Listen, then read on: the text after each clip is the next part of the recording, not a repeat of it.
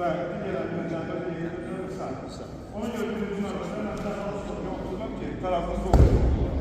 Bunun üzrə bəyənişək yaptan ayaq əmrlərlə birləşir.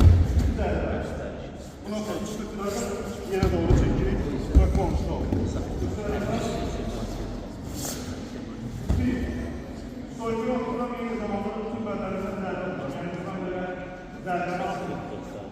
Göstərebilirəm. Yəni buradan sadəcə ona oturmamız dərdə atılır. Otururam və dərdən olur. Bunu o qədər məşqə bilirəm ki, bu artıq avtomatik məşqatına düşür. Ondan sonra göstərebilirəm. 1, 2, 3, 4 olur. Deməli. Yavaş yavaş yavaş. Adam bir daha götürür yerde. Hisseleri yere. Tuz bir at. Oturduk soruya sol dirsek. Buradan olduğu üzerinden.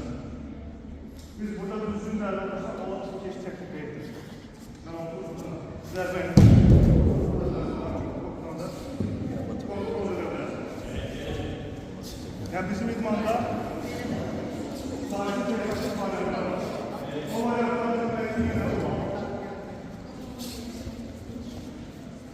1, 2, 3, və 10. Yaxşı. Vaxt baxımından başqa tədbirlərdə də olmalıyıq. Ona görə üzrlü sayın. Çalışın həm təhsiliniz yaxşı olsun, həm də idmanda yaxşı olun. Biz də çalışdıq ki, nümunəsini göstərək ki, burada ali təhsilli idmançılarımız, məşqçilərimiz iştirak edək. Çox sağ olun, minnətdarım.